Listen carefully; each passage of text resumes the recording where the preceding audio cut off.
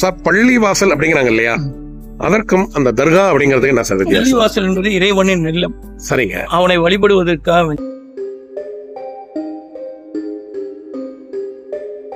அதனாலதான் இங்க நிறைய இந்துக்கள்லாம் வந்து மொட்டை போடுவாங்க. மொட்டை முடிய இருக்கிறது வந்து இந்துக்கள் மட்டும் தான் முடிய இருக்கிறாங்களா? இந்த நாகூர் ஆண்டவர் என்று அழைக்கப்படுபவருடைய பெயர் தான் முதுபக் ஷரீஃப் அப்படிங்கிறது சையது ஷாகுல் அமீர். அவர் வாழ்ந்த இடம் அப்படிங்கிறது நம்ம இப்படி போகணுமா பரி அப்படி உள்ள போயிட்டு நம்ம உள்ள போய் நம்ம பார்க்க போறோம். இப்ப நம்ம அதை ஆனா கோரிக்கையை வந்து அவங்ககிட்ட தான் வைக்கணும். அந்த கோரிக்கைகளை எங்களுக்கு மூலியமா வைக்கிறோம். அவ்வளவு. ஓ, இது என்ன அந்த பாத்திகாரன்னு எப்படி செய்வாங்க? அது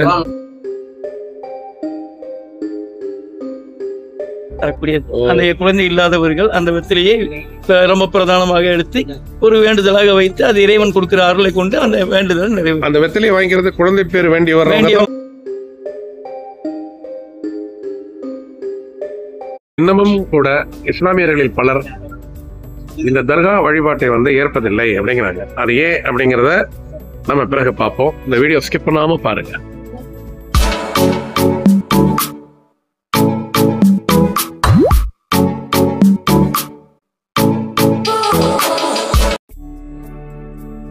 இந்தியாவில் உள்ள மிக முக்கியமான ஒரு வழிபாட்டு ஸ்தலம் அப்படிமாங்க அத. அதாவது ஷரீஃப் நாகூர் தர்கா அப்படிங்கிற இடத்துல தான் நம்ம நிக்கிறோம். நாகூர் தர்கா அப்படின்னா எல்லாருக்கும் எளிதில் விளங்கும். அதாவது இஸ்லாமியர்களுடைய வழிபாட்டு ஸ்தலம் அப்படிங்கிறத விட சர்வ மதத்தினரும் இங்கு வந்து செல்லும் இடம் அப்படிங்கிறாங்க. அதிலும் கூட பெரும்பாலான இஸ்லாமியர்கள் வந்து இங்க வணங்கல அப்படின்னாலும் எல்லா மதத்தினரும் வந்து வழிபடும் ஒரு ஸ்தலம் இது. யா காதிர் முரா ஹாசில் அப்படின்னு எழுதியிருக்கிறதுல, ஓ அல்மைட்டி ஃபுல்ஃபில் அவர் ரைட்ஃபுல் டிசைர்ஸ், நியாயமான நமது கோரிக்கைகள் அனைத்தும் நிறைவேறுமாக அப்படிங்கிற போர்டு தான் இந்த நாகூர் தர்காவில் வரவேற்குது. உலக பிரசித்தி பெற்ற இடம் அப்படின்னு சொல்றதுக்கு காரணம் என்னன்னு கேட்டீங்கன்னா, இந்தியாவில் எல்லா இடங்களிலிருந்தும் இங்கு மக்கள் வந்து ஒரு வழிபடும் ஸ்தலம் இது. அப்படிங்கிறதுனாலதான் இது ஒரு முக்கியமான வழிபாட்டு ஸ்தலம் என அழைக்கப்படுகிறது. இந்த தர்காவினுடைய அலுவலகம் எங்க இருக்கு அப்படின்னு கேட்டீங்கன்னா, இதுதான் நாகூர் தர்கா ஷரீஃப் அப்படிங்கறதுதான் ஆபீஸ். இதனுடைய ஆத்தரைஸ்டு ஆபீஸ் இதுதான். இந்த மாதிரி நம்ம தர்காவினுடைய உள்ளே சென்று அங்க ஐக்கியமாகி இருக்கின்ற சில மகான்கள் இருக்கிறாங்களா, அவங்கள போய் பார்க்க போறோம். அதோடு இல்லாம தர்கா அப்படின்னா என்ன, பள்ளி வாசல் அப்படின்னா என்ன அப்படிங்கிற விவரங்களை எல்லாம் நாம் தெரிந்து கொள்ள போகின்றோம். பள்ளிவாசல் என்பது இஸ்லாமியர்கள் வழிபடும் ஸ்தலம் அப்படிங்கிறாங்க. அப்படின்னா தர்கா அப்படின்னா என்ன அப்படிங்கறதெல்லாம் நம்ம இந்த உள்ளே போய் நாம் அந்த அடக்கமான அந்த மகான்கள் அடக்கமான ஸ்தலத்திற்கு சென்று அவர்களை நாம் பார்த்து அங்குள்ள மக்களை எல்லாம் விசாரிப்போம். மேலும் தர்கா என்பதற்கான அர்த்தம் என்ன என்பதையும் அறிவோம். அதுக்கு முன்னாடி இது ஒரு மனோரா அப்படிங்கிறாங்க. இது தஞ்சை மன்னன் அவரால் பரிசளிக்கப்பட்ட ஒரு மனோரா, அவரால் கட்டப்பட்ட மனோரா அப்படிங்கிறாங்க. இந்த மனோரா எங்க இருக்கு அப்படின்னு கேட்டீங்கன்னா, தர்காவுடைய அலங்கார வாசல் அப்படிங்கிறாங்க இந்த உள்ளூர் மக்கள். இவருதான் அலங்கார வாசலா. மேற்கு நோக்கி இருப்பதுதான் அந்த அலங்கார வாசல். அலங்கார வாசலுக்கு எதிரே இருப்பதுதான் இந்த மினார் அல்லது மனோரா அப்படிங்கிறோம். நாம் உள்ளே சென்று அங்கே ஐக்கியமாகி அதாவது அடக்கமாகி இருக்கும் அந்த மகான்களை எல்லாம் பார்ப்போம். ஸ்கிப் பண்ணாம அந்த வீடியோ பாருங்க. இதுதான் அந்த ஷரீஃப், அந்த தர்காவினுடைய உள்ளே செல்லும் பகுதி. இது அவங்க அடக்கமாகி இருக்கிறாங்க இல்லையா, அந்த இடத்துக்கு செல்லும் வழி.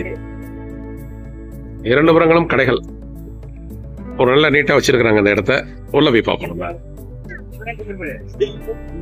இது உள்ள தர்கா உள்ளே வந்தவுடன் நாம் பார்க்கும் காட்சி மிக ஒரு புலிவான காட்சி, மிக அழகாக இருக்கின்றது. யா காதிர் முரால் ஹாசில் அப்படிங்கிற ஒரு போர்டு தான் நம்ம வரவேற்கின்றது. அங்கே உள்ளே சென்றால்தான் அங்க ஐக்கியமாக இருக்கிறவங்கள நம்ம பார்க்க முடியும் அப்படிங்கிறாங்க.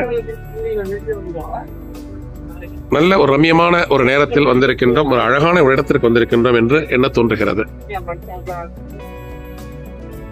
இந்த தர்கா அப்படின்னா என்ன, பள்ளி வாசல் என்ன அப்படிங்கிறத நாம் தெரிந்து கொள்வோம். சற்று தொலைவில் இந்த வீடியோவினுடைய பயணத்தில் தெரிந்து இப்ப நம்ம வந்து தர்கா, அதாவது உலக புகழ் பெற்ற ஒரு நாகூர் தர்கா யா காதிர் முரா ஹாசில் அப்படிம்பாங்க. இங்கதான் நிக்கிறோம் நம்ம.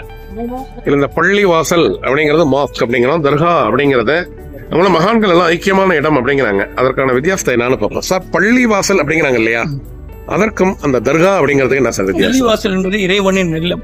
சரிங்க. அவனை வழிபடுவதற்காக ஒரு மனிதனாக படைக்கப்பட்டவன் அந்த அத்தனை பேரும். இஸ்லாமிய மார்க்கத்தை அறிந்து சரிங்க. அவனை வணங்குவதற்கு 5 நேரம் வணங்குவதற்காக உள்ள இல்லம் தான் பள்ளிவாசல். சரிங்க. அவனுடைய தூதர் முகமது நபியை பின்பற்றி வந்தவர்கள் தான் சரிங்க. இந்த வழிமார்கள். சரிங்க.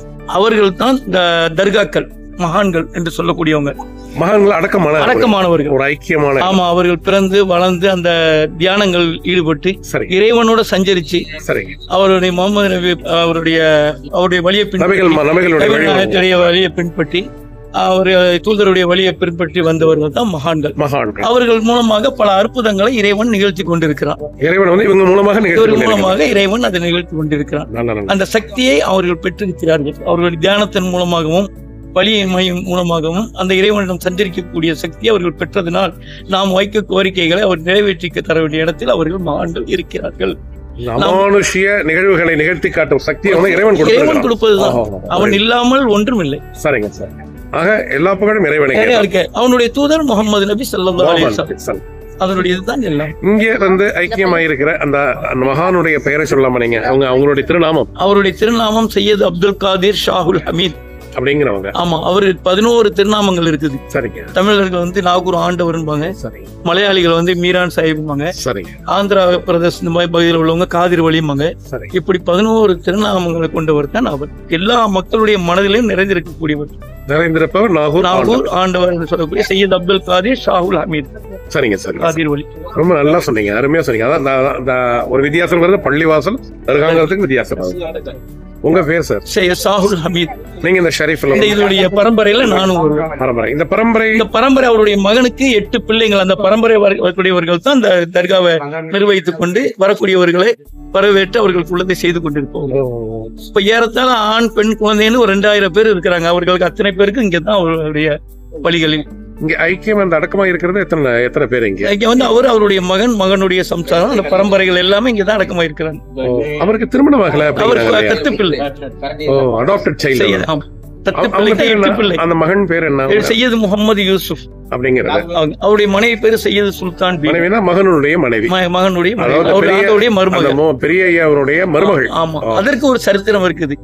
அவர் வந்து கொண்டிருக்கும் போது லாகூர்ல குழந்தை இல்லாதவர்கள் வந்து அவரிடம் முறையிட்டு, அப்போ உங்களுக்கு இப்ப சந்ததிகள் உண்டாகும், அவருடைய முதல் பிள்ளை என்னை தேடி வரும், நீங்க வீட்டுக்கு சம்பந்தமா என்று கேட்டு அதற்கு உள்ள உத்தரவாதத்தோடு அந்த பிள்ளைக்கு உருவாக்கி கொடுத்தவர் அவர். ஒரு வெற்றிலையின் மூலமாக தத்து பிள்ளை தான். அதனாலதான் அங்க வெத்தலை தர்றது. வெத்தலை தரக்கூடிய அந்த குழந்தை இல்லாதவர்கள் அந்த வெத்திலையை ரொம்ப பிரதானமாக எடுத்து ஒரு வேண்டுதலாக வைத்து அது இறைவன் கொடுக்கிற அருளை கொண்டு அந்த வேண்டுதல் நிறைவு. அந்த வெத்திலையை வாங்கிறது குழந்தை பேர் வேண்டி எல்லாரும் இருக்கலாம். ஆனா அதுக்காக வேண்டிய ரொம்ப சந்தோஷங்க, ரொம்ப நன்றிங்க. இப்ப அங்கே இருந்து நம்ம உள்ளே வரும் பொழுதுதான் முதலில் நான் பார்ப்போம் ஒரு மூலவராரம் மாதிரி இருக்கும். இது ஒரு மூலஸ்தானம் மாதிரி இருக்கும். இதுதான் அந்த மகன், அந்த பெரியவருடைய மகன், அந்த யூசுப் அப்படிங்கிறாங்க. அவங்க ஐக்கியமான இடம் இந்த இடம் அப்படிங்கிறாங்க. அதுக்கு பக்கத்துல தான் இவருடைய மனைவி அங்க அடக்கமான ஸ்தலம் அப்படிங்கிறாங்க. அதையும் நம்ம பார்க்கணும். நீங்க இப்போ பாக்குற அந்த ஒரு மூலஸ்தானம் மாதிரி இருக்கு இல்லையா, இதுதான் யூசுப் அவங்களுடைய மனைவி சையது சுல்தான் பேபி அப்படிங்கிறாங்க. இவங்களும் இங்க அடக்கமாயி இருக்கிறாங்களா? அப்படியே அதுக்கு பக்கத்துல தான் அவங்க பெரியவங்க அடக்கமாயி இருக்கிறாங்கன்னு சொல்றாங்க. அதையும் நம்ம பார்ப்போம். தர்கா வந்து சற்றேறக்குரிய இந்த கட்டுமானம்லாம் எப்படி அப்படின்னு கேட்டீங்கன்னா ஒரு 1600-700 அந்த ஆண்டுகளில் கட்டப்பட்டது அப்படிங்கிறாங்க. நம்ம அப்படியே என்ன செய்யறோம்னு கேட்டீங்கன்னா நேர இந்த மூலவரை பார்க்க போறோம். இப்போ நம்ம இந்த பாக்குற இடம் தான் அந்த அவங்களுடைய இந்த பெரியவர் அப்படிங்கிறோம் இல்லையா, அவங்க ஐக்கியமாய் இருக்கிற ஒரு அடக்கமாய் இருக்கிற ஒரு ஸ்தலம். இது புனிதமான இடமாக போற்றப்படுகிறது. இவரைத்தான் நாகூர் ஆண்டவர் என்று அழைக்கின்றார்கள். இவர் தான் நாகூர் ஆண்டவர் என்று அழைக்கப்படுகின்றார். இந்த முன்பு அவர் சொன்னது போல ஒவ்வொரு மதத்தினரும் ஒவ்வொன்றாக இவருடைய திருநாமம் வைத்து அழைக்கின்றார்கள். இதுல வந்து பொதுவான ஒரு காமன் பேர் என்ன அப்படின்னு கேட்டீங்கன்னா நாகூர் ஆண்டவர் அப்படிங்கிற. இங்கே அடக்கமாயிருக்கும் அந்த மகானுடைய பெயர் ஷாஹுல் ஹமீத் அப்படிங்கிற. ரொம்ப ஒரு அருமையாக இங்க வைத்திருக்கின்றார்கள் அந்த இடத்தை. இது ரொம்ப ஒரு புனித ஸ்தலம் மாதிரி. இந்தியாவில் உள்ள இஸ்லாமியர்களில் பெரும்பாலானோர் இங்கு வருகின்றார்கள் அப்படிங்கிறாங்க. அப்படின்னா மற்றவங்க வர்றது இல்லையா அப்படின்னா இன்னமும் கூட இஸ்லாமியர்களில் பலர் இந்த தர்கா வழிபாட்டை வந்து ஏற்பதில்லை அப்படிங்கிறாங்க. அது ஏன் அப்படிங்கிறத நம்ம பிறகு பார்ப்போம். இந்த வீடியோ ஸ்கிப் பண்ணாம பாருங்க. இப்ப நம்ம ரொம்ப க்ளோஸ்ல பாக்குறப்ப இதுல என்ன எழுதியிருக்கு அப்படின்னு கேட்டீங்கன்னா, பெண்கள் உள்ளே செல்ல அனுமதி இல்லை, லேடிஸ் ஆரண்ட் அலவுட் அப்படின்னு எழுதியிருக்கு. அது இந்த ஷரியத் சட்டம் படி பெண்கள் வந்து உள்ளே சென்று அது வணங்குவதற்கு அனுமதி இல்லை அப்படிங்கிறாங்க. இருக்காரு பாருங்க, அவர்தான் ஷாஃபுல் மேட் அப்படிங்கிறவங்க. அதுபோல அந்த மகான் ஐக்கியமாகி இருக்கிற இடத்துல உள்ளே அந்த பிரெமிசஸ்ல வந்து நிறைய பேர் இந்த மாதிரி அமர்ந்திருக்கிறாங்க. அவங்க என்ன செய்யறாங்கன்னு கேட்டீங்கன்னா, பாத்திகா ஓதுவாங்க அப்படிங்கிறாங்க. பாத்திகா அப்படின்னா என்ன அப்படின்னு கேட்டீங்கன்னா, அவங்களோட இறைவன்கிட்ட வேண்டிக்கிட்டு அந்த மாதிரி மகான்கிட்ட சொல்லணுமா, அது அவங்களுடைய கோரிக்கையை மகான்கிட்ட சொல்லணும். அந்த கோரிக்கையை மகான்கிட்ட சொன்ன பிறகு அவங்க வந்து நேர இந்த மாதிரி இந்த கயிறு நம்மலாம் வச்சிருக்கிறாங்க, இதெல்லாம் அணிந்து கொண்டு அவங்க ஏதோ ஒரு மந்திரம் மாதிரி சொல்றாங்க. அது அவங்களை விசாரிப்போம் நம்ம. பேராலும் அடைகிற அவுளியாக்கள் பேராலும் செய்வாங்க. வரவங்களோட வேண்டுதல் நிறைவேறது, அவங்களோட கோரிக்கைகள் நல்ல கோரிக்கைகள். ஆனா கோரிக்கையை வந்து அவங்கள்ட்ட தான் வைக்கணும். அந்த கோரிக்கைகளை எங்களுக்கு மூலியமா வைக்கிறோம். அவ்வளவு. ஓ, என்ன அந்த பாத்திகான்னு எப்படி செய்வாங்க? அது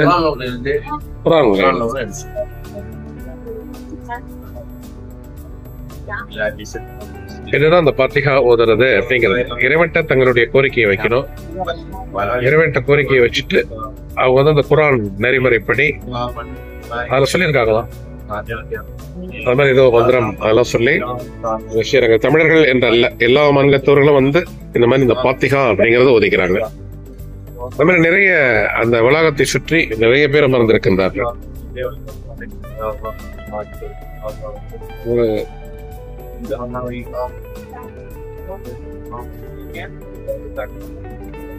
அந்த நாகூர் ஆண்டவர் தர்கா அப்படிங்கிற இல்லையா, நாகூர் தர்காவோட வந்து உள்ள அவங்களை எல்லாம் பார்த்துட்டு அந்த ஐக்கியமாய் இருக்கிற இடத்துல பார்த்தோம் நம்ம.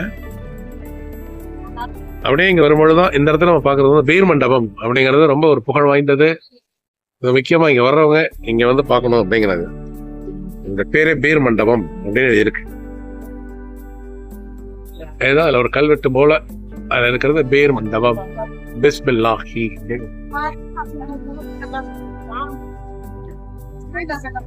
அந்த பீர் மண்டபத்துக்கும் சற்று அந்த திருமணா தான் அது ஒரு மனோரா தெரியுது. இது பேர் வண்ணாத்தி மனோரா அப்படிங்கிறாங்க, மினார் அப்படிங்கிறாங்க. இதெல்லாம் இங்க நாகூருக்கு வரும் அந்த பக்தர்கள் இந்த வேண்டிக்கிட்டு வர்றாங்க இல்லையா, அவங்க எல்லாம் பார்க்க வேண்டிய இடம் அப்படிங்கிறதுனால சொல்றோம். அதெல்லாம் அப்படியே நேர போனா அந்த பாண்ட் ஒரு குளமா இருக்கு, தீர்த்தமா இருக்குது. இந்த ஆலயங்களை தமிழ் அதாவது இந்து உள்ள ஆலயங்கள் உள்ள தீர்த்தம் மாதிரி இருக்குதாங்க. அது அங்க போறது. அது அந்த போற வழியில தான் இந்த வண்ணாத்தி மனோரா அப்படிங்கிறது. சுற்றிலும் கடைகள்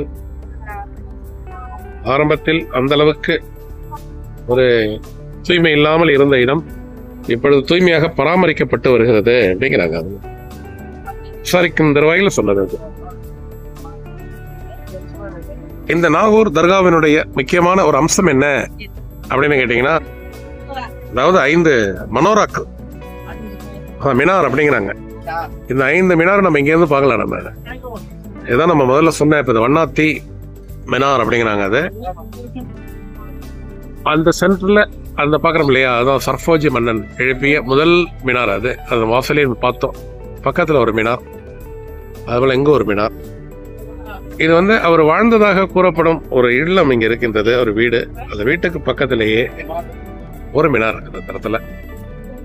இதுக்கிடையில நம்ம பெரும்பாலான இஸ்லாமியர்கள் இங்க தர்காவுக்கு வருகிறார்களா அப்படின்னு நம்ம சொன்னோம் இல்லையா, அது மத சம்பந்தப்பட்ட ஒரு விஷயம். அது அதனால ரொம்ப நம்ம உள்ள போக வேண்டியது. அது இருப்பினும் இஸ்லாமியர்களில் பெரும்பாலானோர் என்ன சொல்றாங்க அப்படின்னு கேட்டீங்கன்னா, தர்கா வழிபாடுங்கிறது அவ்வளவு அது இறைவனை நேரடியாக வணங்குவதற்கு ஆகாது அப்படிங்கிறார்.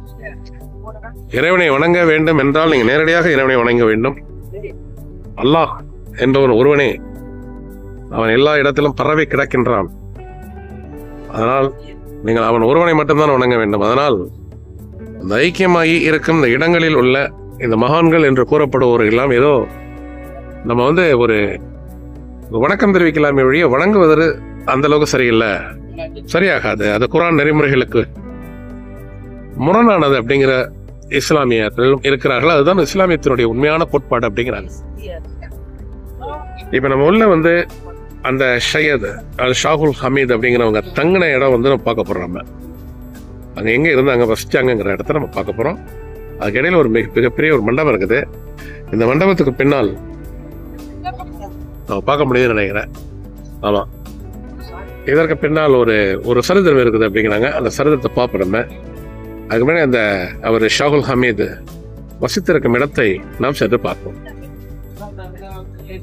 அது முது பக் ஷரீஃப் அப்படின்னு போட்டது. சையது ஷாகுல் ஹமீத் பாதுஷா நாயகம் அப்படிங்கிறதான் இந்த நாகூர் ஆண்டவர் என்று அழைக்கப்படுபவருடைய பெயர் தான் முதுபக் ஷரீஃப் அப்படிங்கிறது. சையது ஷாகுல் ஹமீத் அவர் வாழ்ந்த இடம் அப்படிங்கிறது நம்ம அப்படி போகணும். அப்படி உள்ள போயிட்டு நம்ம உள்ள போய் நம்ம பார்க்க போறோம். இப்போ நம்ம அதை இதர் மட்டும் கொஞ்சம் லைவா போவோம். நம்ம கொஞ்சம் எடிட் பண்ணாமல் போறேன். இதுதான் அவர்கள் ஒரு வாழ்ந்த இடம் அப்படிங்கிறது. அந்த முதுபக் ஷரீஃப் ஒரு வாழ்ந்த இடம். ஒரு பழைய காலத்து வீடு மாதிரி இருக்குது. இந்த பெயர் பலகை தான் நம்ம வரவேற்கின்றது. அது முதுபக் ஷரீஃப். அவர் லிவ்டு பிளேஸ், நாகூர் ஆண்டகை lived place and is holy foot print. அவர்கள் பாதம் பதித்த இடம், அவர்கள் வாழ்ந்த இடம் அப்படிங்கிறாங்க அந்த இடத்த. ஒரு பழங்காலத்து வீடு போன்ற ஒரு அமைப்பு. ஆக நம்ம அந்த இடத்துல இருந்து அப்படி உள்ள போறோம்னு வச்சுங்களேன், உள்ளே போனால் ஒரு பழங்காலத்து வீடு போல இருக்கும் ஒரு ஸ்தலம். இங்கதான் அவங்க வசித்த இடம். உள்ள போய் இந்த உள்ள வந்த உடனே இது ஒரு தீர்த்தம் மாதிரி ஒரு கேணியை பார்க்கலாம்ல. இந்த கேணி வந்து அந்த மகான் பயன்படுத்திய கேணி அப்படிங்கிறாங்க. அதனால இது போற்றுதலுக்குரிய இடம். இங்க வரும் பக்தர்கள் வந்து இது முக்கியமா வணங்குறாங்க. அது மாதிரி இப்ப வந்த நேரம் வந்து ஒரு துவா நேரம். அந்த துவா நேரத்தில் சாம்பிராணி அந்த இறைவன் வாழ்ந்த இடத்தில் அவருக்கு எதிரே அந்த சாம்பிராணி போட்டுட்டு இருக்கிறாங்க. அதனால இந்த மக்கள் குறிப்பாக பெண்கள் அங்க வழிபாடு செய்து கொண்டிருக்கின்றார்கள். இப்ப நம்ம இங்க பார்த்துட்டு இருக்கிறது மிக அற்புதமான ஒரு காட்சி, காண கிடைக்காத காட்சி அப்படிங்கிறாங்க இங்க ஒரு பக்தர்கள். அவர் வாழ்ந்த இடம் இது. எந்த ஒரு மீடியாக்களிலும் நம்ம பார்த்துக்காத இடம் இப்ப பார்த்துட்டு இருக்கிற இடம். நாகூர் தர்காவுடைய பிரதான இடமே இதுதான். அந்த மகான் வந்து வாழ்ந்த இடம், அந்த வாழ்ந்த இடத்தில் வைத்திருக்கிறார்கள். இதான் அந்த ஒரு மாசரு எந்த ஒரு அப்பழக்கு இல்லாத ஒரு மா மனிதர் இறைவனே எரி என்று ஐக்கியமான ஒரு இடத்தினுடைய வாழ்ந்த ஸ்தலம் இது அப்படிங்கிறார்கள். இது நாகூர் தர்காவுடைய வெரி இம்பார்ட்டன்ட் பிளேஸ், ரொம்ப முக்கியமான ஒரு இடம். ஆக நான் அவரை வணங்கிவிட்டு நாம் வெளியே வருகின்றோம். மிக புனிதமான இடமாக இது கருதப்படுகிறது. பெரும்பாலும் பெண்கள் இங்கு அமர்ந்து அந்த தியானம் செய்கின்றார்கள். அந்த அவருடைய வசித்த இடத்தை விட்டு அந்த இடத்திலிருந்து நாம் வெளியே வருகின்றோம். இது வராண்டா போல இரண்டு புறமும் ஒரு திண்ணை வைத்து அழகாக அமைத்திருக்கின்றார்கள். இதை அதற்கு முன்பு உள்ள ஒரு மண்டபம், ஒரு முக்கியமான மண்டபம். இதை பற்றி நான் சொல்கின்றேன் என்று சொல்லியிருக்கின்றேன். இப்ப நம்ம பார்த்துட்டு இருக்கிற மண்டபம் என்னன்னு கேட்டீங்கன்னா யா ஹுசைன் பள்ளி அப்படிங்கிறாங்க. அது என்ன யா ஹுசைன் பள்ளி அப்படின்னு கேட்டீங்கன்னா நபிகள் நாயகத்தினுடைய மகன் நினைவாக வைத்திருக்கும் இடம். இது ஹசைன் ஹுசைன் அப்படிங்கிறாங்க. அவங்க வந்து நபிகள் நாயகத்தினுடைய பேர குழந்தைகள் எங்க இருந்ததாக சொல்றாங்க. விசாரிப்போம் நம்ம. இந்த ஹசைன் ஹுசைன் அப்படிங்கிறவங்க வந்து நபிகள் நாயகத்தினுடைய பேரப்பிள்ளைங்க. ஓஹோ, பேரப்பிள்ளைங்க. அவங்க பேரப்பிள்ளைங்க அவங்க. அதாவது அந்த இவரு அல் ஹுசைன் இருக்காரு இல்லையா, அல் ஹுசைன்ங்கிறவங்க வந்து நபிகள் நாயகத்துடைய மகன் பேர் என்ன? ஆமா, மகன் பேர் தான். அதாவது ஹசன் ஹுசைன் அப்புறம் இங்க வந்திருக்கிறாங்க. சொன்னா ஹஜ்ரத் ஸல்லல்லாஹு அலைஹி வஸல்லத்துக்கும் 2000 வருஷத்துக்கு முன்னாடி உள்ள இடம் இது. இந்த இடம் வந்து 2000 வருஷத்துக்கு முன்னாடி உள்ள இடம். ஸல்லல்லாஹு அலைஹி வஸல்லத்துக்கு முன்பு. சரிங்க. ஹஜ்ரத் துல்கர்னைன் அப்படின்னு சொல்லிட்டு ஸல்லல்லாஹு அலைஹி வஸல்லத்துக்கு முன்னாடி நபி இருந்திருக்கிறாங்க. சரிங்க. நபி இருந்தாங்கன்னு சொன்னா அவங்களுக்கு வந்து அல்லாஹ் சுப்ஹானஹு வ தஆலா சொல்லியிருக்கிறான், ஸல்லல்லாஹு அலைஹி வஸல்லம் பேர பிள்ளைன்னு சொல்லிட்டு ஷாலமி பாஷா இங்க வருவாங்க, அவங்களுக்கு நீங்க இந்த இடத்த தரணும் அப்படின்னு சொல்லிட்டு மண்ணு கொண்டு மூடி வச்சுட்டு போயிட்டாங்க. யாரு? துல்கர்னைன் நபி. துல்கர்னைன் நபின்னு சொன்னா ஸல்லல்லாஹு அலைஹி வஸல்லத்துக்கு 2 வருஷத்துக்கு முன்னாடி இருந்திருக்கிறாங்க. சரிங்க சார். இந்துன்னு சொன்னா அப்போ 5 மினாராக்கள் கிடையாது, நாகூர் மத்தரும் வைக்கணும். நாகூர் மத்தரம் சொன்னா அதுக்கு முகமது கோஸ் குவாலியர் இதாக்கணும். கோஸ் சாஹிப் காதிரி குவாலியர் ஷரீஃபில் அடங்கியிருக்கிறாங்கல்ல பாபா கபூர், அவங்க வந்து ஷாலமி பாஷாவை இங்க அனுப்பிச்சு இந்த நாகூரை காமிக்கிறாங்க. நாகூரை காமிச்சாங்கன்னு சொன்னா எஜமானுக்கு பிறகுதான், அதாவது நாகூர் நாயகத்துக்கு பிறகுதான் 5 மினாரக்களும் கட்டப்பட்டது. 5 மினார் எல்லாம் 5 மினாரோட பேர் என்னங்க? அது 5 மினாரக்கள் பேர் வந்து புறாமணரா ஒண்ணு இருக்குது. சரிங்க. 5 அதாவது வந்து நம்ம ஷாலமீன் வாழ்ந்துருக்கிறாங்கன்னு சொன்னா, வாழ்ந்துருக்கிற காலத்துல ராஜராஜ சோழன் இருந்திருக்கிறாங்க. ராஜராஜ சோழன் சொன்னா அதாவது சாசர் முகமது யூசுப் சாஹிப் ஆண்டவருடைய மகனார் காலத்துல தான் சோழன் இருந்திருக்கிறாங்க. சோழன் இருந்தாங்கன்னு சொன்னா அப்போ அவர் தாத்தாவை பார்த்திருக்கிறாரு நாகூர் ஆண்டவர். அந்த தாத்தாவை பார்த்திருந்தாங்கன்னு சொன்னா அசத்து அவங்க என்ன பேர் அது, ரா பழனியாண்டி பிள்ளை எழுதியிருக்கிறாங்கல்ல, ரா பழனியாண்டி பிள்ளை கரிகால சோழனுடைய தாப்பனர்.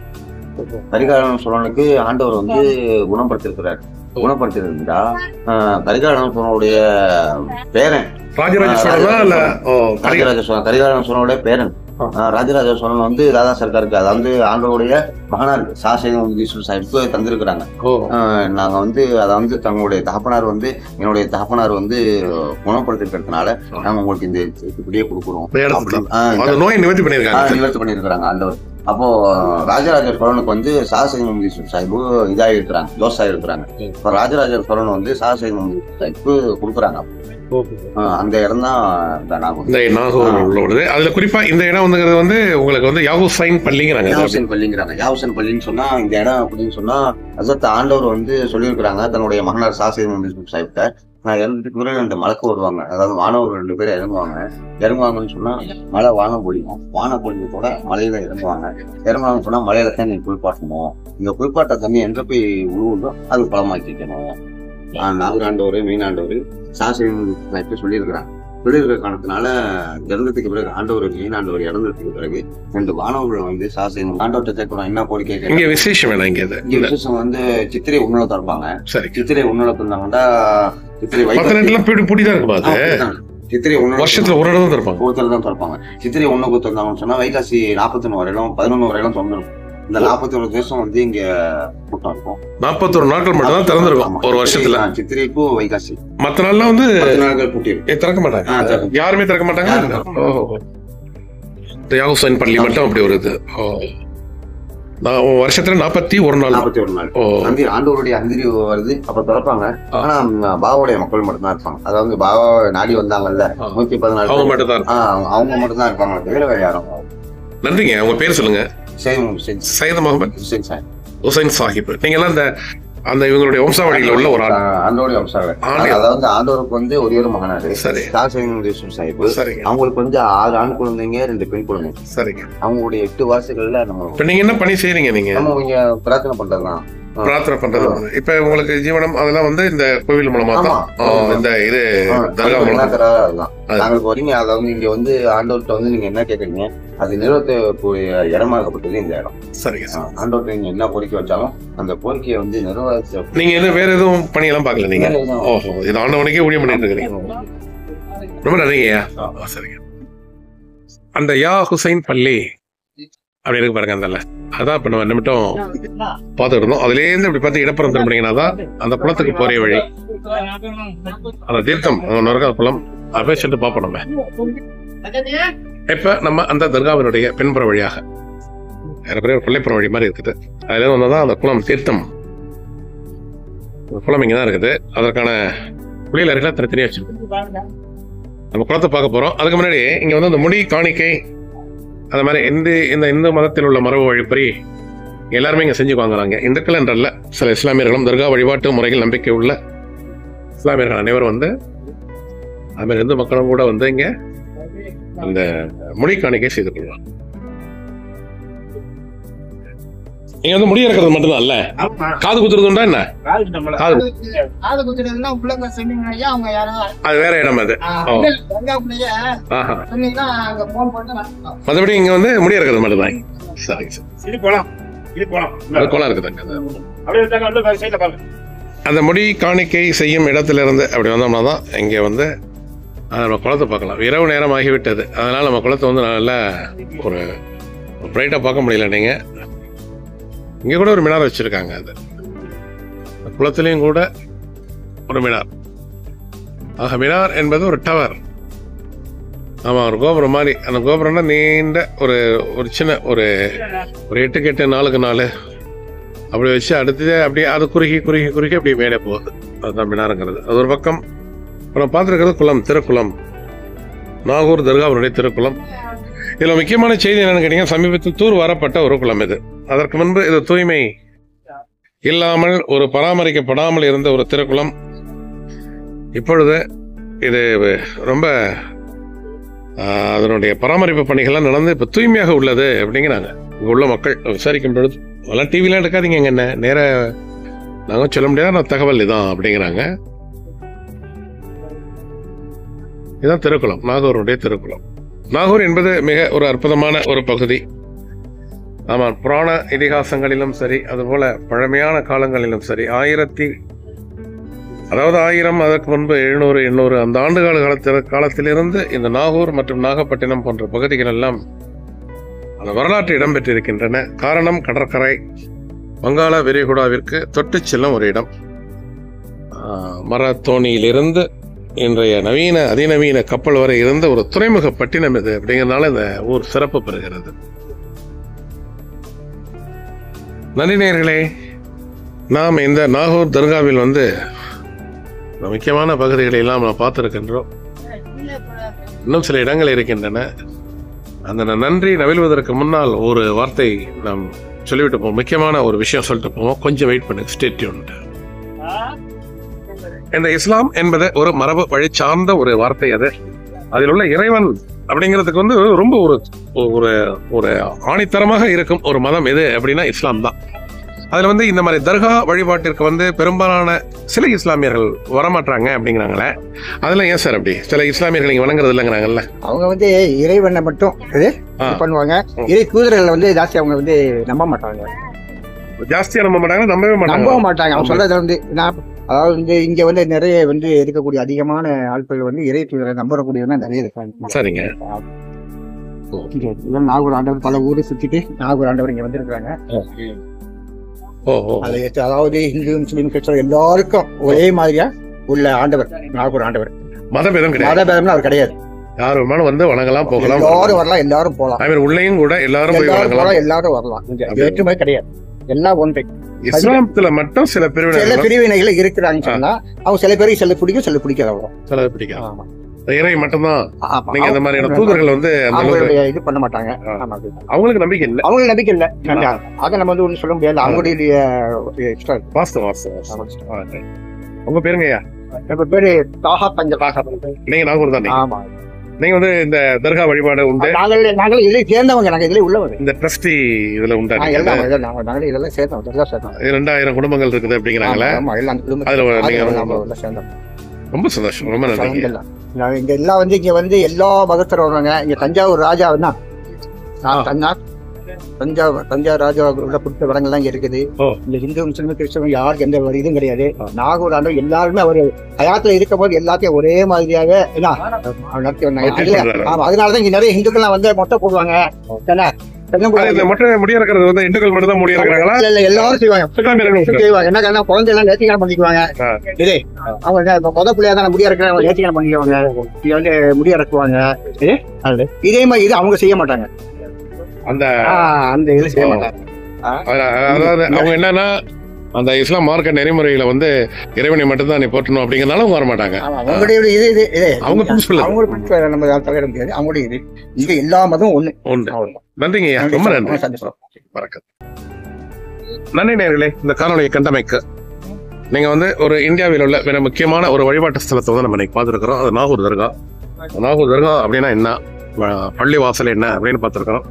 அதுமாதிரி இஸ்லாமியர்கள் ஒரு சில பிரிவினர் அந்த தர்கா வழிபாட்டுக்கு நம்பிக்கை இல்லாததுக்கு காரணம் என்ன அப்படிங்கிற ஒரு பேட்டி சொன்னார். அவரு இறை ஒன்றே, இறைவனை தரிசிப்பதற்கு இடையில் ஒரு மகான்கள் ஐக்கியமான இடத்தை எல்லாம் தரிசிப்பது என்பது ஒரு பாவமான செயலாகும் அப்படிங்கிறாங்க அவங்க. ஆனாலும் ஒரு பெரும்பாலான இஸ்லாமியர்கள் தர்கா வழிபாட்டின் மேல நம்பிக்கை உள்ள இஸ்லாமியர்கள் என்ன சொல்றாங்க அப்படின்னு கேட்டீங்கன்னா, இவர்கள் மூலமாக நாம் இறைவனிடம் கோரிக்கை வைக்கும் பொழுது நமக்கு எளிதில் நிறைவேறும் அப்படின்னு ஒரு கருத்தை சொல்றாங்க என்றெல்லாம் கூறி பிறகு ஒரு சமயத்தில் மற்றொரு வழிபாட்டு ஸ்தலத்தை நாம் சந்திப்போம். அதுவரை அன்பு வணக்கம் கூறி விடைபெற்றுக் கொள்வது உங்கள் மகேந்திரன் குளோபல் டிவியிலிருந்து. நன்றி, வணக்கம்.